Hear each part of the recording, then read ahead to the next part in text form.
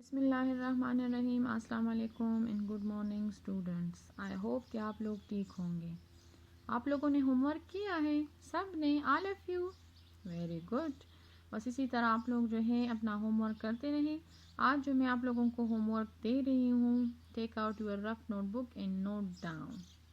This is your homework of social study class 4th। Learn short question of lesson number 4, यानी lesson number 4 के जितने भी short questions हैं वो सारे आप लोगों ने लर्न करने हैं।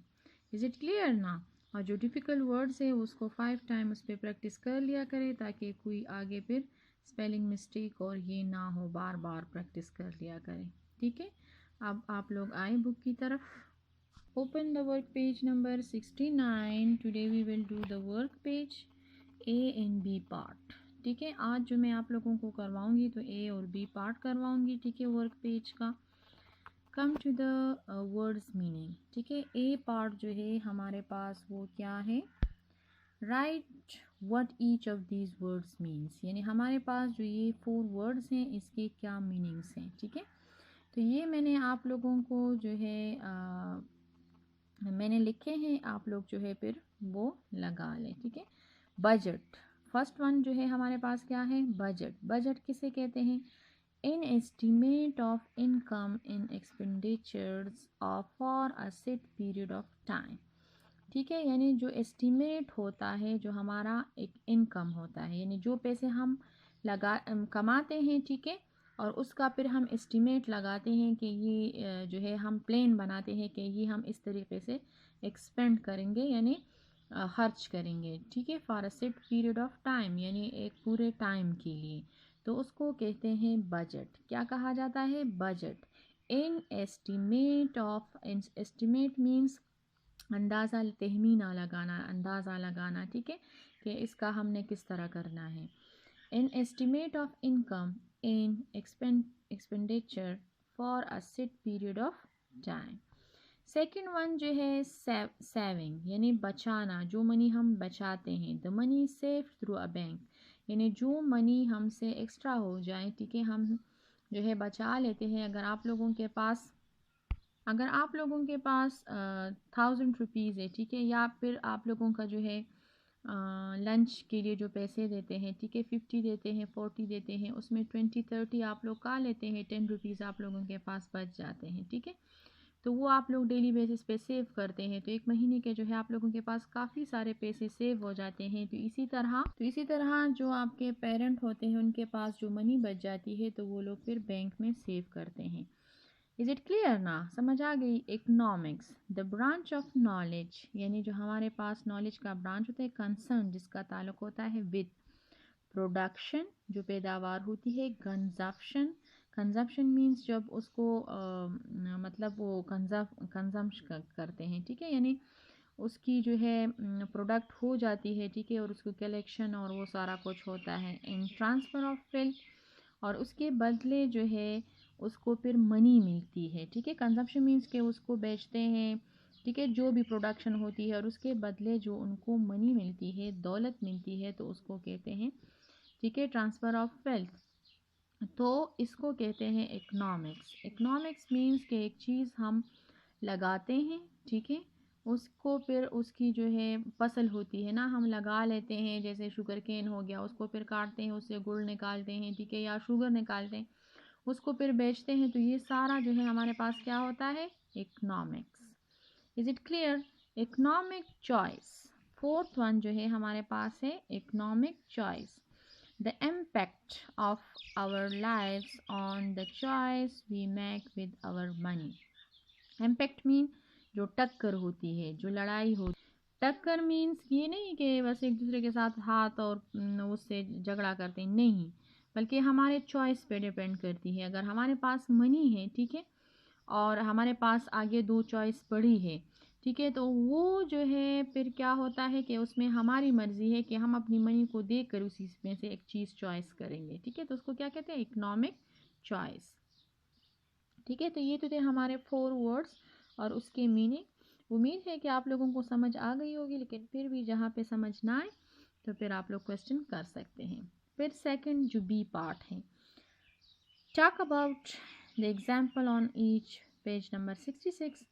ठीक है, इसमें जो हमारे पास फर्स्ट वन है, what are other budgeting option that could have been made, यानी हमारे पास बजट के जो है वो कौन से वो है कि उससे जो है हम बजट करते हैं। ठीक है, तो इसके जो हमारे पास 3 एग्जांपल है पेज नंबर 66 पे। Come to the page number 66। These are the 3 examples. First part, Bobby spent has 1,000 rupees in cafe buying cake to share with his friend, यानी बॉबी ने जो है 1,000 रुपीज़ थे उसके पास, तो उसने कैफे में जो है अपने फ्रेंड्स के साथ सारे खर्च कर ली और इन्जॉयमेंट कर ली। ठीक है, सेकंड वन जो है, अंबर पुट ₹500 इन हर बैंक, उसके पास 1,000 थे तो उसने 500 जो है बैंक में सेव कर लिए। ठीक है, she buy a slice in cake in some juices to share with her friend, और उसने जो है कुछ स्लाइस और केक और जूसेस जो है ख़रीद ली और अपने फ्रेंड्स के साथ एंजॉय किया और जो है उनके साथ शेयर किया। जो हमारे पास ज़ैनब है, ठीक है, बाय सम केक्स इन सुपर मार्केट, उसने सुपर मार्केट से कुछ केक लिए और उसको फिर फ़रोख्त किए आफ्टर स्कूल। ठीक है, और फिर जो है उसमें उसने क्या किया कि 500 सेव भी कर ली, उसको मुनाफा भी मिल गया। ठीक है, और 1,000 रुपीज़ जो है उसने क्या किए, खर्च भी किए और फ्रेंड्स के साथ शेयर भी किए।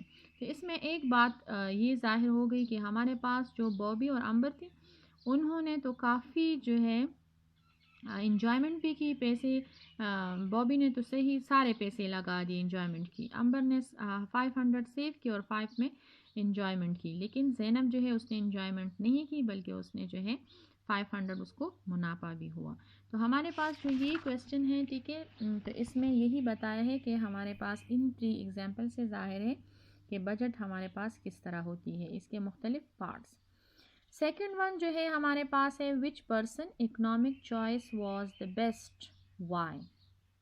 ठीक है, कि हमारे पास इकोनॉमिक चॉइस क्या है और क्यों है। ठीक है, तो ये अगर आप लोग देख लें तो कि इसका जो थर्ड हमारे पास एग्जाम्पल है, ठीक है, कि ज़ैनब बाय सम केक्स इन सुपर मार्केट, कि उसने तो हमारे पास जो है क्या किया कि सुपर मार्केट से केक भी लिए। ठीक है, 1,000 रुपीज़ के, लेकिन 1,000 रुपीज़ की जो उसने केक्स लिए और फिर उसको फ़रोख्त किए तो उसको मतलब 500 का मुनाफा हुआ, तो उसके हाथ में कितने आ गई, 1,500 आ गई। जब 1,500 आ गए तो उसमें फिर उसने 500 मुनाफा उसको हुआ।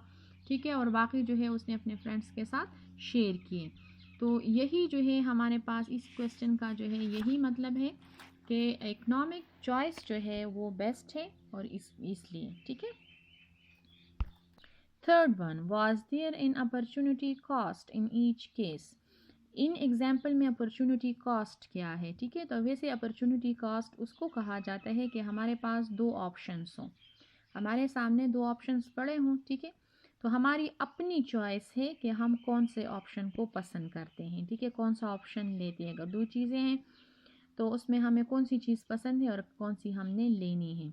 अगर फॉर एग्ज़ाम्पल एक दुकान शॉप है, ठीक है, और शॉपकीपर ने उसको बंद किया है और उसमें टाइल्स लगा रहे, कबर्ड्स बना रहे, मतलब उसको और भी अच्छे से अच्छे बना रहे हैं। ठीक है, तो उसमें भी उसका मुनाफा हो रहा है क्योंकि शॉप की उसकी बेहतरी के लिए हो रहा है ना।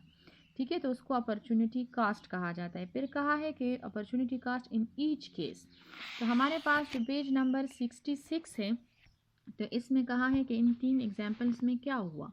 तो इसमें ये हुआ कि बॉबी वाले में उसने सही इंजॉयमेंट की, उसने जितने पैसे थे सारे खर्च की, लेकिन उसने जो है एन्जॉयमेंट की। सेकंड वन में उसने क्या किया, उसने सेविंग की, उसने एन्जॉयमेंट भी की लेकिन सेविंग भी 500 की। ठीक है, इसमें सेविंग हो गई। और जो हमारे पास थर्ड वन है तो उसने जो है उसको प्रॉफिट हुआ, उसने एन्जॉयमेंट तो नहीं की लेकिन है ये है कि उसको जो है प्रॉफिट हुआ, यानी उसको जो है 500 रुपीज़ उसने और भी कमा लिए, यानी उसको मुनाफा हुआ। ठीक है, तो ये इसका यही मतलब है। और ये हमारे पास वर्क पेज में ए और बी पार्ट था। ठीक है, अब जो नेक्स्ट लेक्चर हमारे पास होगा तो उसमें फिर अभी मैं जो है आप लोगों को करवाऊंगी C part. Okay, thank you.